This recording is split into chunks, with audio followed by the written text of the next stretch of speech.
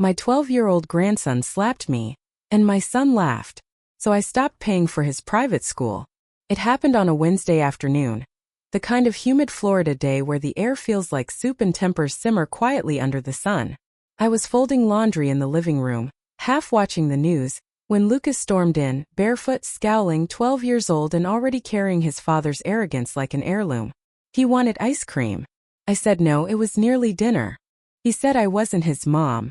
I said, no, but I'm the one who buys the groceries. Then he slapped me. It wasn't a playful tap or a childish tantrum. It was a clean, sharp hit across the cheek, enough to sting, enough to shame. The sound was so loud the ceiling fan seemed to pause mid-turn. For a moment I just stood there, stunned, the world narrowing to that awful silence between pain and disbelief. And then I heard it, Rick's laugh from the doorway. Not nervous laughter. Not shock. Just amusement. My son laughed like he was watching a blooper reel. Clara, my daughter-in-law, clapped her hands and said, "Guess she showed you huh, Grandma?" They thought it was funny. I felt my face burn, not just from the slap, but from the humiliation of realizing I'd somehow become their household joke. The live-in grandmother, the unpaid nanny, the cook who still paid half the bills, because she wanted to help. My name was Grace, but in that moment I felt invisible. "Lucas," I said finally, voice trembling. "You apologize right now."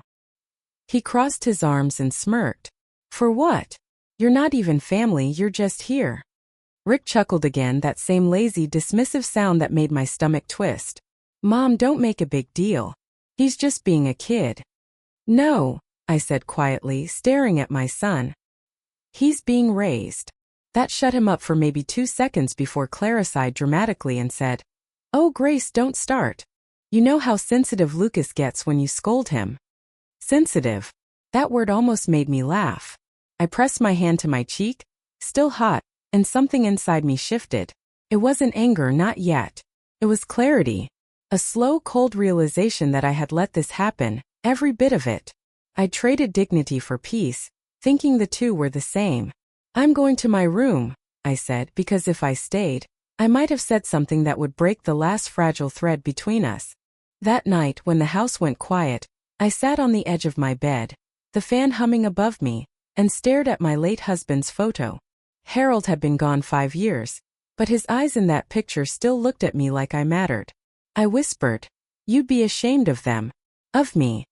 4 years I'd kept Rick's family afloat, paid for Lucas's private school with Harold's savings, covered the electric bill when Rick's business ventures failed, cooked their dinners, cleaned their house. All to help. All to feel needed. But now? I wasn't helping. I was enabling. At midnight I opened my laptop, logged into the school's website, and canceled the automatic tuition payment. Just like that. One click. A small rebellion, but it felt like thunder in my chest. Let them learn. Let them feel the cost of their comfort. Love isn't a debit card. It's supposed to be respect, gratitude, care.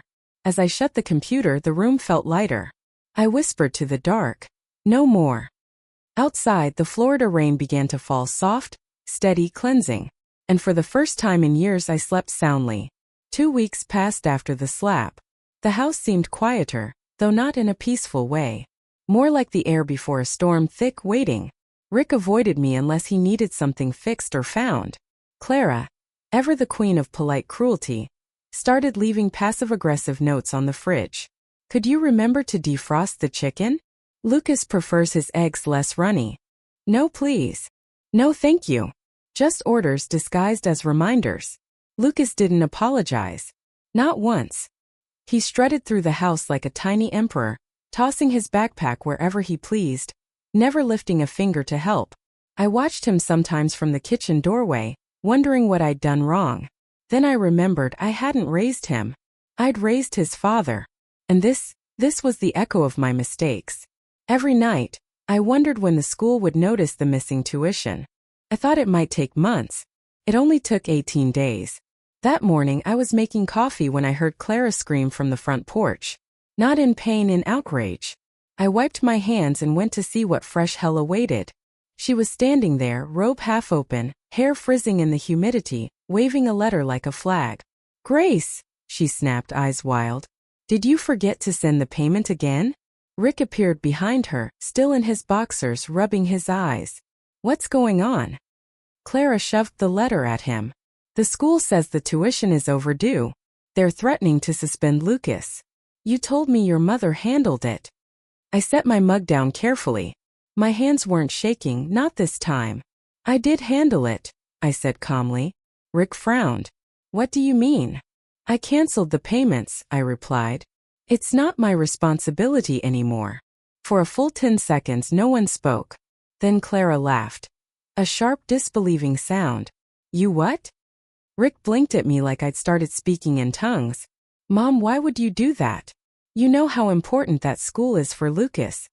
Do I? I asked, my voice steady. Because the last time I checked, that school was supposed to teach him discipline and respect. And yet, he hit his grandmother while his parents laughed. Rick's mouth opened, then closed. Clara turned crimson. So you're punishing him? Us? By making our son look like some charity case? No, I said softly. I'm reminding you that love isn't free. Not mine anyway. Rick slammed his hand on the counter. You can't just stop paying and expect everything to be fine. Oh, I don't expect it to be fine, I said. I expect you to finally act like parents. The silence that followed was heavier than any scream. Lucas had wandered in by then, cereal bowl in hand, watching the grown-ups fight like it was Saturday morning TV. He looked between us, confused, and asked, Am I not going to school anymore? Rick turned to me, desperate. Mom, please. I'll pay you back. Just help us one more time. One more time. I repeated. That's what you said last year. And the year before that. I've been paying for your life like it's my penance. But I'm done. Clara muttered something under her breath. Ungrateful old woman. And that was the end of the conversation.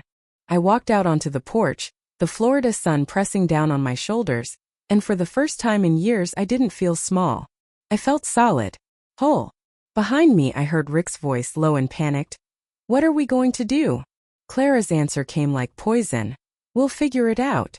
Without her. And that was fine by me. That night I sat on the back steps and listened to the cicadas sing. The house behind me was tense, full of whispers and slammed doors, but I didn't care. Somewhere deep down I felt something I hadn't felt in a long time, freedom. I thought of Harold again, of his quiet faith in me, and smiled. You'd be proud, I whispered. Because sometimes the loudest act of love is walking away from those who take it for granted. The next few days were interesting. That's the kindest word for it. The morning after the letter, the house buzzed with tension. Clara stomped around on the phone with the school, her voice rising and falling in dramatic waves. Rick paced in the kitchen, mumbling numbers to himself like he could manifest money by whispering it. Lucas slouched at the table, chewing toast like it had personally offended him. And me? I just sipped my coffee. Quietly. Calmly. Mom, Rick finally said, rubbing his temples. The school's giving us until the end of the week to pay or they'll drop Lucas. We can't afford that kind of disruption in his education. You know what that'll do to him. I met his eyes. Maybe it'll do him good. Clara gasped. You can't be serious. I am, I said. Maybe a change in scenery will teach him what respect means. The world doesn't revolve around tuition and brand names. Rick slammed his mug down. You're being cruel. No, I said, standing slowly. I'm being honest. And that's something this house has been starving for. He opened his mouth to argue, but Clara stepped in. Fine, she said sharply. If Grace wants to watch her grandson lose everything, that's on her. But don't come crying when you realize you've destroyed this family. I almost laughed. Destroyed this family? They'd done that without any help from me. Later that week, I overheard them whispering in the kitchen. Clara was suggesting they ask Rick's boss for an advance. Rick didn't like that idea, said it would make him look weak. Then came the real kicker. Clara suggested taking out a loan using my house, as collateral. I walked in before they could finish that sentence. If you so much as touch my mortgage paperwork, I'll have the locks changed by morning. They froze. Rick's face flushed a deep, guilty red. Clara turned away, muttering something about boundaries. Boundaries. The irony nearly made me choke. By Friday, Lucas was officially unenrolled from his precious private school. Clara spent the entire day on the phone, ranting to anyone who would listen. Her mother, her friends, even the poor receptionist at the hair salon. Rick didn't say much. He'd started coming home later, quieter, like he was ashamed but didn't know how to fix it. And Lucas? He sulked. He threw tantrums. He called me names when his parents weren't around: cheap, mean, old witch. I ignored him. Kids mirror what they see. And I'd seen enough of Rick in him to know where it came from. But then something unexpected happened. The following Monday, Lucas didn't have school to go to, so he stayed home. I was out in the garden, trimming the overgrown hibiscus, when I felt him watching me from the porch. He was quiet for once, fidgeting with his hands. After a while, he came down the steps and asked, "Can I help?" I blinked. "With what?" He shrugged. "You said the plants need care. I can water them." I handed him the hose. He held it like it might bite him, but he watered the soil gently, careful not to drown the flowers. When he was done, he looked up at me and said almost shyly, "They're kind of pretty." That night, he ate dinner without rolling his eyes. He even said thank you when I passed the mashed potatoes. Rick and Clara barely noticed. They were too busy arguing over bills, but I did. Small changes. Quiet ones. By the end of the week, the house felt different. Still tense, but softer around the edges. I caught Lucas reading at the table one afternoon, actually reading a library book about ocean life. He looked up when I walked by and asked, "Did you know dolphins sleep with one eye open?" I smiled. "Smart creatures." He grinned. "Like you." It was the first compliment I'd heard in years. That night, I stood by my bedroom window, watching the Florida sunset paint the sky pink and gold. For the first time, I didn't feel invisible in my own home. I wasn't their servant anymore. I was the storm that had cleared the air.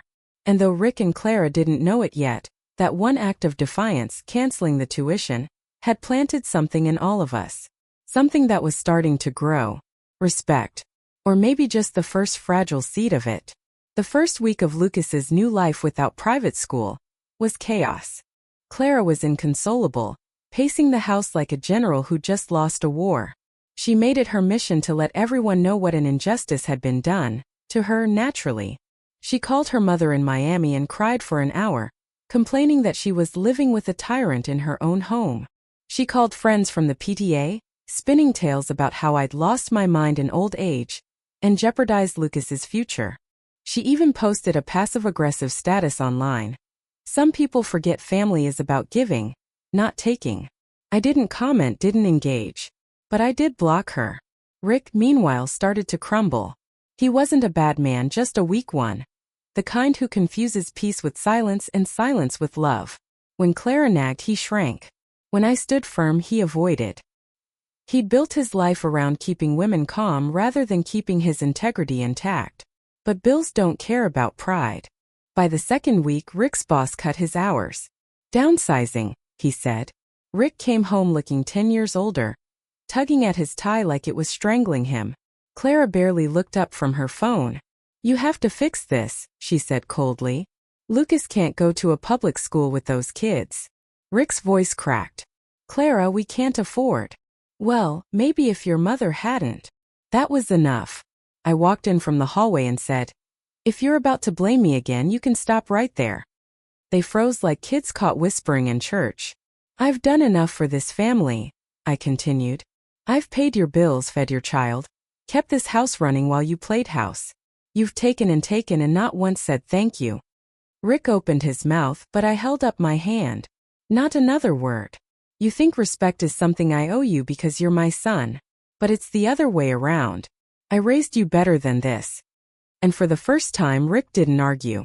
He just looked at me, really looked, and I saw something flicker there. Shame. That night, I made a quiet decision. I packed a suitcase. Not to leave, but to prepare. I started setting aside money again, the little pension I had left, the savings Clara didn't know about. I wasn't running away. I was reclaiming control. If I wanted to leave, I wanted to choose it. The next morning, while Clara sulked and Rick moped, I took Lucas to enroll at the local public school. He didn't want to go, of course, sulked the entire car ride, but when we got there, something shifted. The halls were loud, alive, kids chatting, laughing. Not the polished, preened world he was used to. When we met his new teacher, a kind woman with tired eyes and a firm voice, Lucas tried his usual attitude. She smiled sweetly and said, "That won't work here, honey."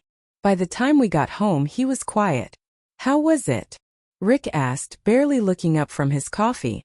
Lucas shrugged. "Okay. There's a kid who knows how to draw dragons. He said he'll show me." I bit back a smile. That night, when I tucked him in, something I hadn't done in years, he asked, "Grandma, did you really stop paying because I was bad?" I sat on the edge of his bed and said gently, "No, sweetheart. I stopped because I was tired of people forgetting that kindness isn't a debt. It's a gift." He was quiet for a moment.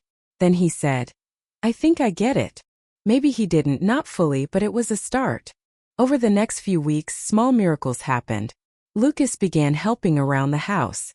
He started saying please and thank you. He even apologized once, a quiet, awkward sorry for that day.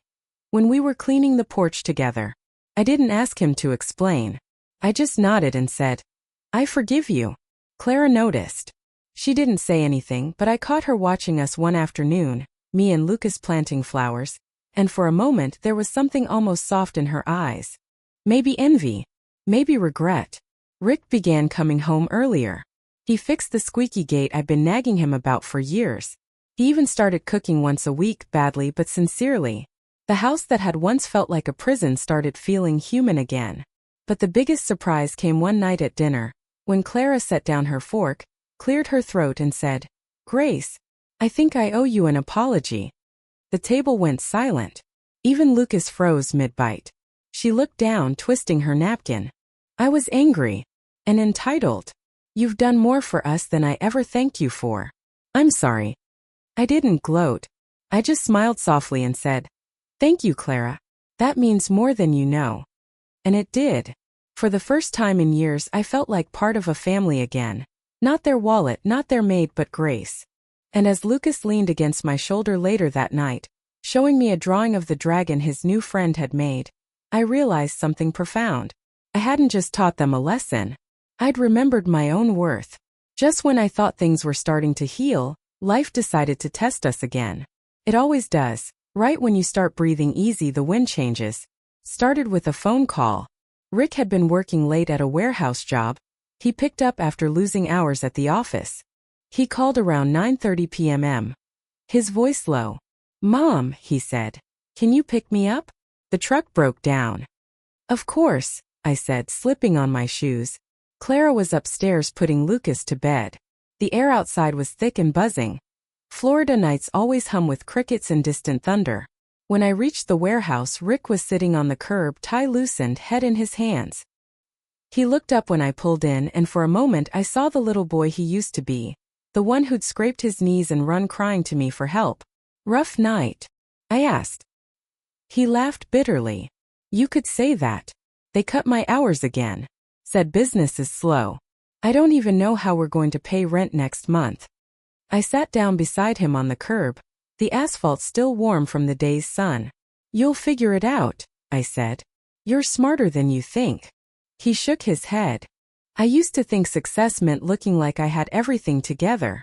Nice job, perfect family, expensive school for my kid. But I'm realizing I've never built anything that was actually mine. Everything's been borrowed, from you, from luck, from lies I told myself." That broke something in me. My anger toward him, the bitterness. It all softened into something closer to sorrow. "Rick," I said gently, "you can start over. It's never too late to live with integrity."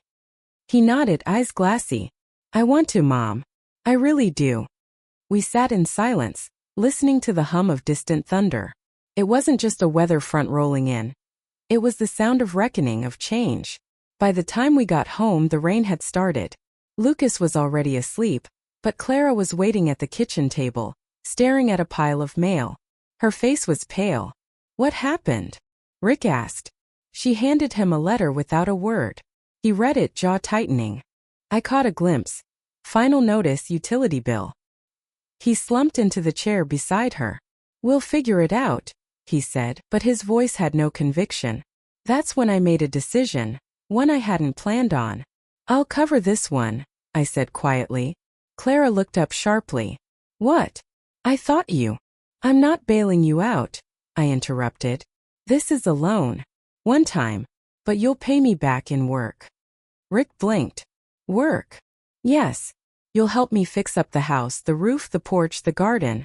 You'll do it yourselves. And you'll teach Lucas along the way. No more sitting around waiting for things to fall from the sky. Rick looked hesitant, but Clara surprised me. She nodded. Fair enough. The next day the transformation began. Rick woke up early, borrowed tools from a neighbor, and actually worked.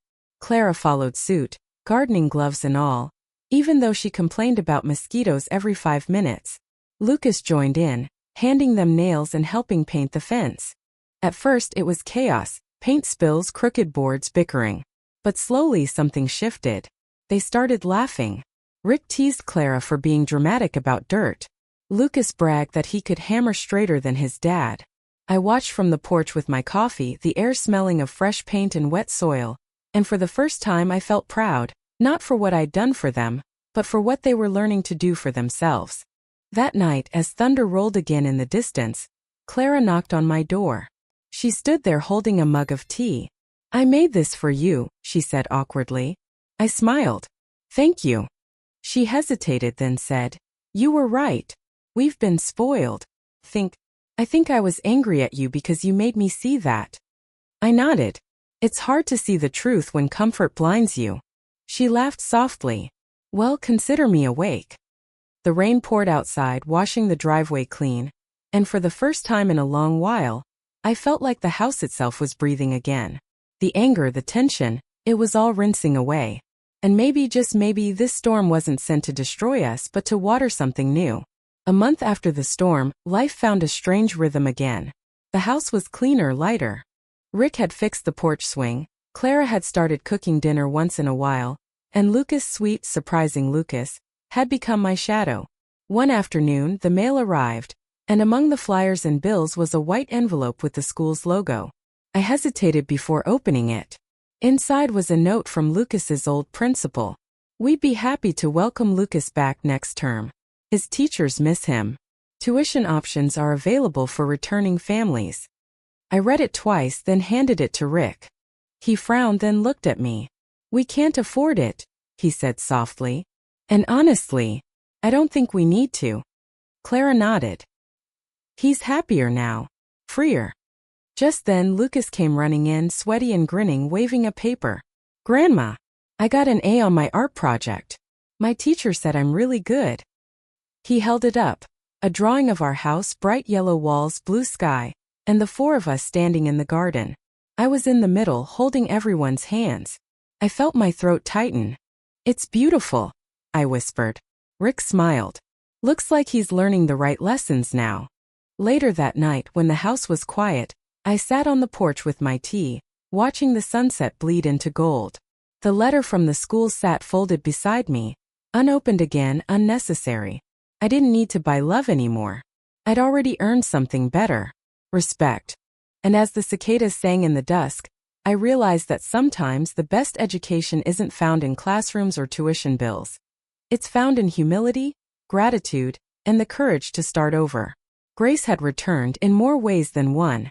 It was a quiet Sunday morning, the kind that smelled of coffee and wet grass. Lucas was drawing at the kitchen table, Rick was fixing the screen door, and Clara was humming while folding laundry. The piece felt fragile, like glass you're afraid to touch. Then the doorbell rang. I opened it to find a man I hadn't seen in 30 years. Thomas Avery, my late husband's old business partner. His hair was silver now, his smile thinner, but those sharp, assessing eyes hadn't changed. Grace, he said, removing his hat. It's been a long time. My stomach tightened. Too long. What brings you here? He hesitated, glancing past me toward the house. I came to talk about Harold and some unfinished business. I led him to the porch, away from curious ears. He pulled out an envelope thick with papers. After Harold passed, the firm discovered discrepancies in his accounts. I tried to handle it quietly, but I couldn't find you. Recently we've been reviewing old investments, and it turns out Harold left something behind. For you. I blinked. For me. Thomas nodded. A fund. He never touched it. Said it was for Grace's independence, should she ever forget her worth. My breath caught. Harold. Always the quiet planner. Always thinking ahead. Tears pricked my eyes. Thomas handed me the papers. It's not much, but it's enough. A nest egg. He wanted you to live, not just survive. Rick appeared at the door then, brow furrowed. Mom? Everything okay? I smiled through my tears. Better than okay. Thomas stood, tipping his hat. He was proud of you, Grace. Said you'd always be stronger than you believed. After he left, I sat on the porch steps, the letter trembling in my hands. It wasn't about the money, it was the message. Harold had seen the woman I'd become before I ever did. That night I told Rick and Clara. Rick's eyes widened. Mom, that's incredible. You could finally do something for yourself. I nodded. Maybe I will. Lucas piped up, half asleep on the couch. Can we build a treehouse, Grandma? With the good wood? I laughed. We'll see. As I looked around, at my son, my daughter-in-law, my grandson, I realized Harold's gift wasn't just financial. It was freedom. Freedom to choose peace. To stay because I wanted to, not because I had to. And for the first time in decades, I truly felt like the matriarch of this home. Not its servant, but its heart. The next morning, I woke with sunlight spilling across my room and a strange lightness in my chest, like a chapter had quietly turned overnight. Harold's letter sat on my nightstand, the envelope soft from how many times I'd read it. For Grace's independence, should she ever forget her worth? Forget her worth. Oh, how well he'd known me. Over breakfast, I told them my plan. I'm taking a little trip, I said. A week or two, maybe longer. Clara looked startled. A trip? Alone? Yes. I smiled. Alone. Rick put down his fork. Where will you go? Wherever the road feels kind, I said. I used to dream of seeing St. Augustine again, maybe Savannah. I want to remember what my life felt like before I spent it keeping other people's lights on. Clara blinked, then laughed softly. You deserve that. Even Rick nodded. You really do, Mom. Lucas frowned, chewing his cereal. You're coming back though, right? I leaned down and kissed his forehead. Of course I am, sweetheart. But when I come back, things will be different. Different how? He asked. You'll see. That afternoon, I withdrew a small portion of the fund and used some to repair the roof, not for me but for them. I hired a painter to fix the house's fading exterior, bought new curtains, even filled the pantry. The rest I left untouched, tucked safely into my own account for the first time in years. When the contractors left, I called everyone to the living room. This house looks beautiful, I said. But remember, beauty means nothing if it isn't built on gratitude. You've all started to change and I'm proud of you. Keep it going. Rick looked down, guilt and pride battling in his expression. We will, Mom. Clara's eyes glistened. Thank you for not giving up on us. And then in a small tender voice Lucas said, I'll take care of the garden while you're gone. That nearly undid me. The next morning before sunrise I packed my suitcase and drove off, the highway stretching out like a second chance. I rolled the windows down, let the salt air fill my lungs, and felt the years peel off me like old wallpaper. In St. Augustine I walked along cobblestone streets, ate breakfast alone at a cafe without anyone calling my name from another room, and wrote postcards I never planned to send. For the first time in my life I wasn't needed. And it didn't feel lonely, it felt liberating. One night as I watched the waves roll under a silver moon I whispered, Thank you, Harold. Because his gift wasn't money. It was a mirror. One that showed me the woman I had always been. Capable, whole, and enough. When I finally drove home a week later, I stepped out of the car. The air smelled like jasmine and fresh paint. The porch gleamed, the garden was neat, and the windows sparkled like they were smiling. Rick and Clara came out first, arms wrapped around each other, the first time I'd seen that in years. Welcome home, Mom, Rick said, his voice steady, grateful. Clara added, We wanted you to see we can stand on our own now. And then Lucas came barreling down the steps, holding a crumpled piece of paper. Grandma, look what I made in art. It was a drawing, the same house, brighter this time. Me in the center again, but this time everyone was holding each other's hands. Above it, in big, uneven letters, he'd written family. I knelt down, blinking back tears. It's perfect, I said. He smiled shyly. I'm sorry I hit you. Those 5 words undid every knot inside me. I hugged him tight, breathing in the scent of sunshine and crayons, and whispered, You already made it right. When I looked up, Rick was crying too. Clara took my hand and said, Thank you, Grace, for saving us, even when we didn't deserve it. That night we ate together on the porch. No phones, no tension, just laughter and clinking dishes under a pink Florida sky. The house didn't feel like mine or theirs anymore. Felt like ours. Weeks passed and peace settled in, like an old friend finally coming home. Lucas thrived at his new school. Rick found steadier work and came home smiling instead of defeated. Clara started volunteering at a shelter, saying she needed to give back. And me? I planted roses. Real ones, stubborn, fragrant, wild. Every morning I'd sit with my tea watching them bloom, remembering how long it had taken to do the same. Sometimes Lucas would join me, sketchbook in hand. He'd draw the roses, then hand me a picture of the 2 of us under the sun. It's us, he'd say proudly. I'd smile and whisper, It is. Because love had finally come back to this house.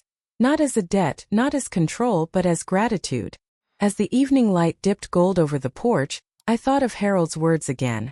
For Grace's independence. He'd given me the means, but I'd given us the meaning. Love, I realized, isn't about giving endlessly. It's about teaching others to give it back. And that, I thought with a quiet smile, was the truest kind of grace of all.